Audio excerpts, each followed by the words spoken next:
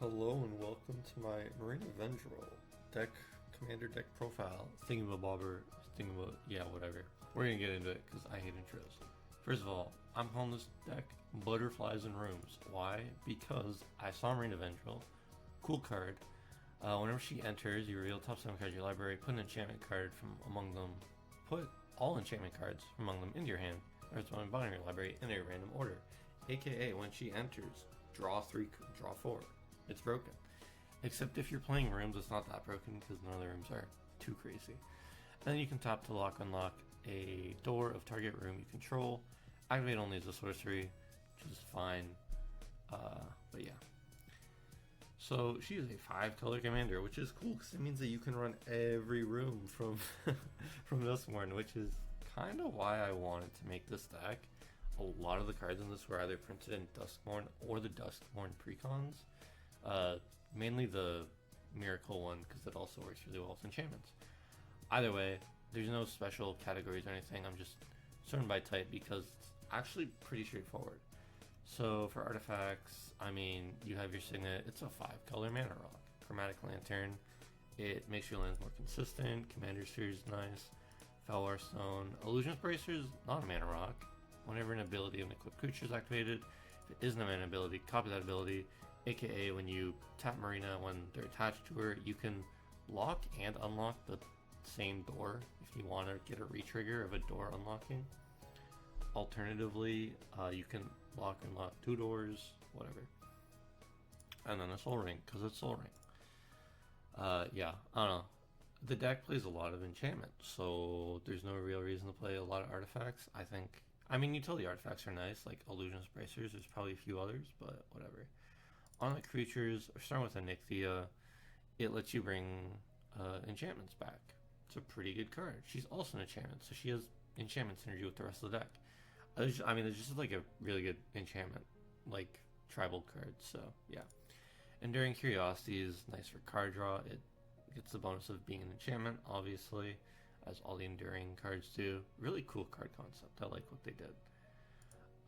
Enduring Vitality makes your creatures tap, which can be useful sometimes, especially if you're kind of stuck and man screwed or land screwed. So, Entity Tracker, whenever an enchantment you control enters, and whenever you fully unlock a room, draw a card.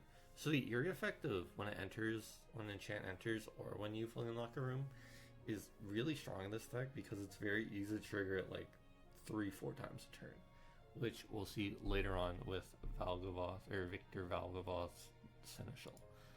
Fear of Infinity. This thing is just always going to be in your hand, unless it's like been exiled. Because whenever enchantment you control enters, and whenever you fully unlock a room, which happens often, you may return Fear of Infinity from your graveyard to your hand. It's just a flying lifelinker too. Unfortunately, it can't block, but it'd be a little too broken if it did. And it's nice healing, because the deck doesn't really run much other healing. Ghostly Dancers, whenever it enters, return an enchantment card from graveyard to your hand, or unlock a room or a room door. You're mainly just doing this to get the enchantment back to your hand. There's so many easy ways to unlock rooms that it's not really used for that. And then it has the Eerie effect. You create a 3/1 White Spirit creature token with flying, which is nice. Nice little bonus. Gremlin Tamer is a standard staple, and it's pretty good in this deck because Eerie make a 1/1 red Gremlin creature token, and it's a fairly cheap card, so you can play it early before playing your commander. Herald of the Pantheon, this is just like a core enchantment card. Enchantment spells cost 1 less. Whenever you cast one, gain a life, a little bit more life gain in the deck, which is nice. Inquisitive Glimmer, enchantments and unlocks cost 1 less. Great card. Jukai Naturalist, they cost 1 less and it's lifelink, so it's also kind of just life gain. Way more life gain than I realized I had, but it feels nice when playing, so not too much. Whenever you cast an enchantment spell, draw a card. Good card. Optimistic Scavenger. This one is surprisingly really, really good. Because I find when I play it, especially at a commander table, people aren't really going to be targeting 1-mana 1/1s.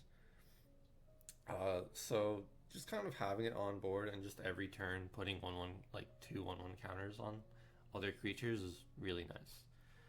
Silent Hall Creeper can't be blocked, and whenever it deals combat damage to a player, you can either put 2 1/1 counters, draw a card, or it becomes a copy of another target creature you control.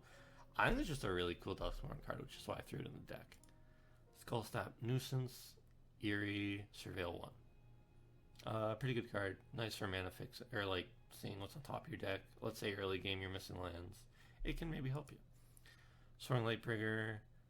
Other enchantment creatures you control have flying, which is nice. There aren't too many enchantment creatures in the deck, but it's nice that any of the ones that I do have will have flying, like all the glimmers I make. And whenever you attack a player, you get a 1/1 Glimmer enchantment creature token that's tapped and attacking that player. So those are also going to have flying, which is nice. Starfield Mystic. This is a great enchantment. I mean, like, enchantment spells cost 1 less, which is awesome. And then whenever an enchantment's put in my graveyard, I put a 1/1 on them. So if people are playing removal for enchantments, which I find not many people do,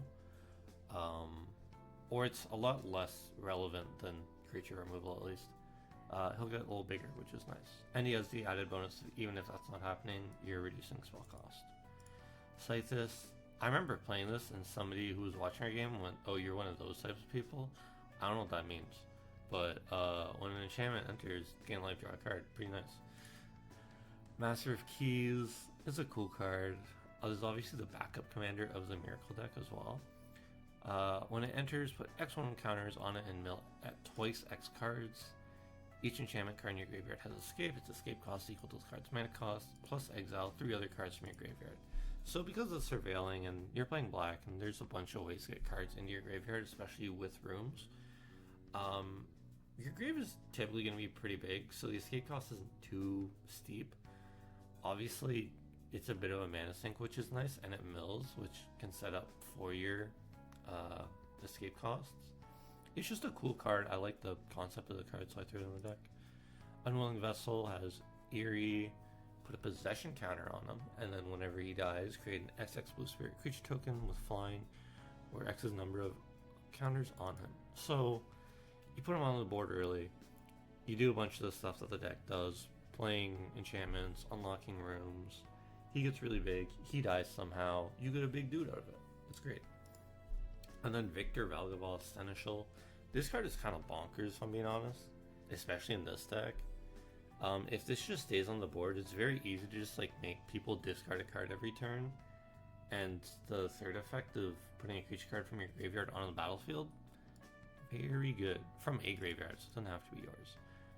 And not too hard to hit condition-wise with this deck.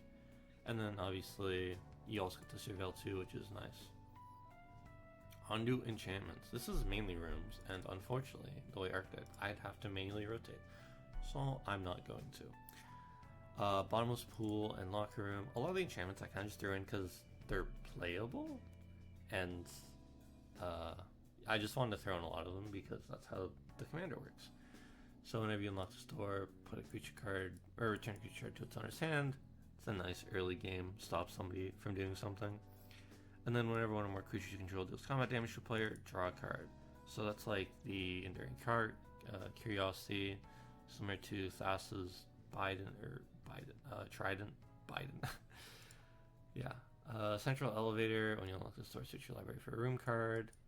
So this just tutors for a room, which is really strong. And then the other side, which is somehow even stronger. At the beginning of your upkeep, Surveil 1, you win the game if there are 8 or more different names among unlocked doors or doors of rooms you control. So this is essentially, if you have 4 unlocked fully unlocked rooms, you win the game. Congrats. Because obviously you're running one of, so you can't have multiple with the same name. Shard Foyer, at the beginning of your upkeep, exile top card of your library, and then you can pay 0 once each turn to cast a spell from exile. There's just like pseudo card draw. I mean, like a lot of red cards do this, right? You exile top 2 and you can play them until the end of whenever. Yeah, this is just like kind of pseudo card draw for the deck, which is nice. The Dazzling Theater. Creature spells you control have Convoke, which is nice because you do make a lot of tokens with a lot of the eerie creatures. And then you can untap each creature you control during each other player's unstep step. Even just playing this for 3 and never getting Dazzling Theater is a very powerful effect. I don't 3 to just unlock all creatures is pretty crazy. Obviously it's not Seedborn Muse where you're untapping all permanents, but still really strong. Death Reap Ritual, there's just morbid, draw a card if a creature died. Good card draw. Defiled Crypt. Whenever one or more cards leaves a graveyard, create a 2/2 black horror enchantment creature token. This ability triggers only once each turn. So this is nice, and if you're playing against Graveyard Hate at all, which isn't too uncommon for people to be running like a Bajuka Bog in black. And then Cadaver Lab, when you unlock the store, return target creature card from your graveyard to your hand. So this does show a little bit of what Marina does, where if you have Illusionist Bracers on her and they're both unlocked, you can just tap and then make a 2/2 and return a creature from graveyard to hand. Funeral Room says whenever a creature you control dies, each opponent loses 1 life, you gain 1 life. I mean, that's just like a aristocrat card. And then whenever you unlock this door, which is the main reason why you're running this card, turn all creature cards from your graveyard to the battlefield. There's just a big recursion spell, and it's essentially if you have Marina and you have 3, you can do it. So good card. Grand Entryway, when you unlock the store, create a 1/1 white Glimmer enchantment creature token. It's a nice early game, and then when you unlock this door on the Elegant Rotunda, put a 1/1 counter on each of up to 2 target creatures. Not great to loot, but it's a playable room, so it's in the deck. Greenhouse, lands you control have tap, add a mana of any color. This is nice in the 5-color commander deck. And then the Rickety Gazebo, when you unlock this, mill 4, return up to 2 permanent cards from among them to your hand. So it's a pseudo search, kind of. Look at the top 4, add 2 to hand, fills your grave with 2 others. It's a pretty alright card, especially for cheap. Instill Energy, enchant creature when it can attack as though it had haste. That just means it has haste. And then 0 untap enchant creature, activate only during your turn and only once each turn. AKA, this is like Freed from the Real, but worse. Freed from the Real is actually the main reward here, but it doesn't go infinite. It's a very basic, like, oh, it makes Marina better, but you're not playing enchantment card that everybody instantly looks at and goes, hey, wait a minute, stop. Leyline of the Void, this is just graveyard hate for opponents because I don't like playing against black and green. Mirror Maid, I don't know, copy of an artifact or enchantment so you can get a lot of your rooms doubled. Moldering Gem, when you unlock the store, search your library for a base land, put it on the battlefield tapped, and then shuffle. So it's just a ramp, and then when you unlock the store, Manifest Dread, put 3/1 counters on that creature. Good card. Or, you know, it's playable. You mainly play for the first bit of being able to ramp. Nowhere to Run. I honestly think this card is really cool. So it's flash, it's kind of like an instant removal card. When it enters, target creature and opponent controls gets -3/-3 until end of turn. And creatures your opponent control can be the targets of spells as though they didn't have hexproof, and ward abilities don't trigger. So, you got someone playing hexproof stuff. Let's say you got an Narset player at the table. It's pretty good to turn off hexproof, which is awesome. Painter Studio and Deface Gallery. When you unlock this door, exile top 2 cards to your library. You may play them until the end of your next turn. Pretty good kind of card draw. It's just a generic red card. And then whenever you attacking creatures, you control get +1/+0 until end of turn. It's a pretty playable room. Restricted Office. Whenever you unlock this door, destroy all creatures with power 3 or greater. It's like a mini board wipe. Or, I guess not a mini board wipe. It's just a austere command, but for power instead of CMC. Unfortunately, it does hit the commander because she's a 3/5. But that's whatever. And then Lecture Hall. Other permanents you control have hexproof. Good card. Especially, like, for 7, you're like, alright, I'm never gonna pay 7 to play an enchantment that says my creatures have hexproof. Or permanents have hexproof. But for 4, and then tapping your commander, it might not be bad. The Roaring Furnace. When you unlock the store, this room deals damage equal to the number of cards in your hand to target creature an opponent controls. There's a decent bit of draw. So, it's not that bad. And then Steaming Sauna, you have no max hand size at the end of your end step, draw card. So, you mainly play it for the second effect. But the first effect isn't bad. Sphere of Safety is a great protection card. Creatures can't attack your planeswalkers you control unless they pay X, where X is the number of enchantments you control. So, I mean, yeah, there's just like a great protection card. Surgical Suite. When you unlock the store, return target creature card with mana value 3 or less from your graveyard to the battlefield. For 2 mana, that's a really good effect. And then Hospital Room, whenever you attack with a 1/1 counter on target attacking creature. Good card. Ticket Booth, whenever you unlock the store, Manifest Dread, which is nice because it sets up your trash as well as you can maybe find something. And then Tunnel of Hate, when you attack, target attacking creature gains double strike until end of turn, which can be really powerful on some cards. Underwater Tunnel. When you unlock this door, surveil 2, which is alright. And then the second one, when you unlock this door, Manifest Dread, put on a counter on that target creature. So you can set up your Manifest Dread with the surveil if you do it both in one turn. If not, just being able to surveil 2 for 1 blue is nice. And then later on you can do the Manifest Dread. The Unholy Annex. This I think is probably like one of the most broken cards I've ever printed. I'm surprised it's only a $3 card, but maybe that's just because it's a rare. So at the beginning of your end step, draw a card. If you control a demon, each opponent loses 2 life and you gain 2 life. Otherwise you lose 2 life. I mean, like, losing 2 life to draw a card every turn, that's just called Phyrexian Arena. So either way, and like on the upside, if you have a demon, everybody loses 2 life, you gain 2 life. Very powerful effect, especially for 3 mana. And then the 5 mana side, when you unlock the sword, create a 6/6 black demon creature token with flying, which obviously covers the Unholy Annex of having a demon. Yeah, I don't know. This card is very, very good. On to instants and sorceries. Every instant or sorcery here is some type of removal or protection, because the pot I play with plays a lot of removal and protection, and you kind of need to, or else you're just going to get shit on constantly. Beast Within, Chaos Warp, Counterspell, Dispark, Generous Gift, Negate, Resculpt, Blue Removal. Originally I was going to run Path to Exile, but I had one lying around and I had a Resculpt lying around, so I'm like, whatever. It's 1 blue, so it hits Animar too. Swords and Voidrend. Yeah, this is just all removal. For the lands, I went one of every Tri-land. Obviously not the Triomes, but just the basic Tri-lands. And then Terramorphic, Evolving, and 4 of every basics, because I'm running some ramp. I'm running the Eternal Planeswalker, mainly because I had one laying around and I didn't have a Farewell. So this kind of covers that, as well as it has more use cases. Obviously, the -4 being for each player, choose a creature that player controls. Each player sacrifices all creatures they control not chosen this way. So this lets me keep Marina on board while clearing out, I don't know, like lesser creatures, or keeping whatever on board. And then it also has other effects. You know, you can make tokens with Double Strike, or you can keep a creature kind of exiled, which is nice. On to the sorceries. Blasphemous Act. This is just the board wipe in red.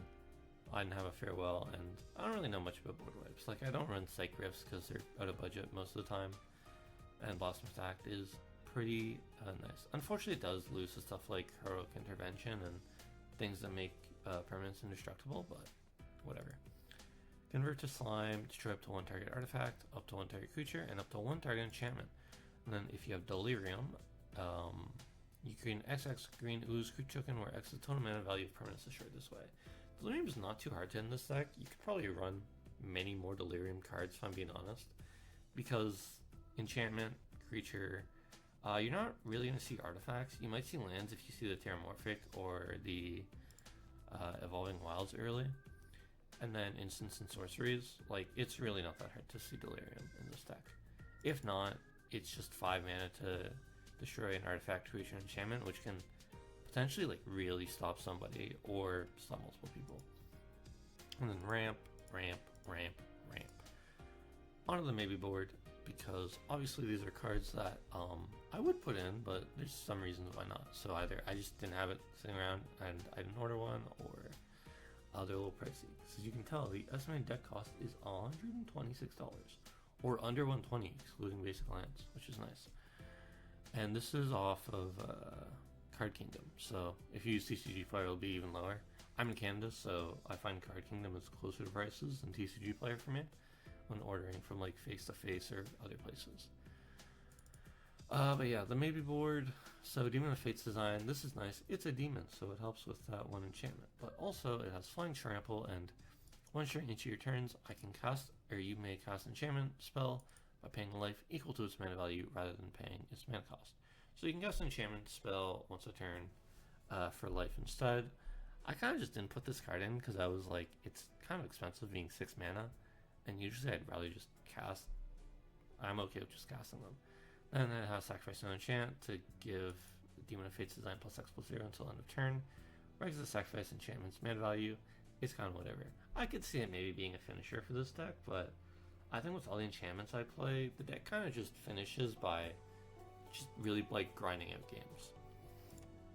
Eidolon Blossoms, and this can be replaced by any card that says when an enchantment enters the battlefield, draw a card, or when an enchantment, whenever you cast enchantment, yeah, draw a card, gain a life, do whatever. I mean, you could run however many of these you want in the deck. It's just card draw. Farewell. It's probably like maybe the best removal like board wipe in the game. Maybe Psych Rift is better. Psych Rift is maybe better. I don't know. But yeah, Farewell, very good card. I just didn't have one sitting around, so I threw in the Eternal Wanderer instead. You could run this. Depending on your play group, you might also just want to run more board wipes. Because you're 5 color, there's access to so many. I mean, black has a bunch, white has a bunch, blue has Psych Rift. I don't know what green and red have, besides Blasphemous Act for red. But yeah. I mean, you could run Master Girl with all the 1/1 tokens you make. Free from the Real, obviously this card is bonkers. Just pay a blue to untap enchant creature, so you can just keep tapping Marina. It's kind of stupid. Good old Mirror Room and Fractured Realm. When you unlock this door, create a token that's a copy of target creature you control, except it's a reflection in addition to its other creature types. This is great for any non-legend creatures in the deck. And then Fractured Realm, if a triggered ability of permanent control triggers, that ability triggers an additional time. This card's good. It was, I think, just a little too expensive because the only triggers you're really getting from the deck are like your eerie triggers from your cards, and I guess the like card draws and ETBs. But I think for the price, I didn't see anybody pull one, so it was whatever. Onto the Ondu. Haha. Whenever an enchantment you control enters, create a token that's a copy of it. Do this only once each turn. I mean, double rooms, pretty nice. Unfortunately, the rooms that come in as a copy aren't going to have either room site unlocked because you didn't cast them. So, unfortunately, that's the downside of this card. It's also a 5 mana 3/3. But, I mean, if you get set up with Marina, it's not that bad of a card. Not all the Overlords, but a few of the Overlords. So, I mean, this one's kind of just like a tutor. When it enters or attacks, you mill 4, you return a non-avatar creature card or planeswalker card from graveyard to hand. This sets up your graveyard for other cards as well as just finding stuff. This makes an everything land, good card. And then this one, when it enters attacks, create 2/1 white inside creature tokens. It's flying, makes flying tokens, which is awesome. As well as all these cards are enchantments, so, and because commander games that I typically play aren't that long, unless somebody's playing like Krenko, the impending is perfectly fine. Path to Exile, I mean, it's just a good removal card. Redress Fate, I'm not running any of like the big white spells that return all enchantments from graveyard to battlefield. You could if you want to, but I'm not a massive fan of cards like that because I find counter spells are so common. And then Test and Champion, whenever enchantment control enters but won't counter on them, and draw a card. I mean, this is just like another one of those Eidolon Blossoms. On to the Rex, which I was looking a bit beforehand, so things like Glimmer Burst, not really good. Because the way I built the deck, I was just like, yeah, throw in all the cool enchantments from this set. I have Valgavoth Lair, which is actually in the maybe board. I just didn't get to it. I'm mainly running this. It's not that great if I'm being honest. It enters tapped, and it taps for 1 color, but it's an enchantment, so it kind of works with your eerie triggers. And then Walk-in Closet, I mean, it has a play lands from graveyard effect, which can be powerful if people are running Land Hate, and realistically it only gets like Terramorphic and Evolving Wilds in this deck, so it's not great. And then the second effect, whenever you unlock a store, you may cast spells from your graveyard this turn. As if a card would be put into your graveyard from anywhere this turn, exile instead. I mean, it's good for bringing cards back from grave, but like mainly permanents. I mean, if you want like sword you from your trash and exile it, go for it. But yeah, it's a useful card too. Yeah, back to Rex. I mean, like any card that says whenever enchantment enters, just Scryfall that line, or whenever you cast an enchantment, and most of those cards will probably be good. You just want to lose 1 life, you want to play Drain. Yeah, there's so many good cards. Honestly, Bellow I think would be really cool, because all the enchantments on your turn that have their effects will also become 4/4 enchantment elemental creatures with indestructible and haste, which is sick. Wild Seer enchantment spells you cast from your hand have Cascade is also really cool.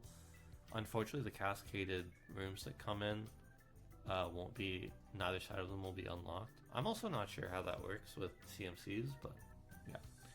Other enchantments you control have Shroud. I don't think this is good because I'm not sure how this works with unlocking doors. But yeah, I mean, like, obviously the land base is very upgradable. You can play the commander lands, you can play shocks, you can play fetches, you can play the triomes. If you really wanted to, you could build this card and just like run Smothering Tithe, run just all the really broken enchantments that like every commander deck wants to run. Here, I'll just go enchantment here. Yeah, ignoring rooms. Sigil of the Empty Throne. Whenever you cast an enchantment spell, create 4/4 white.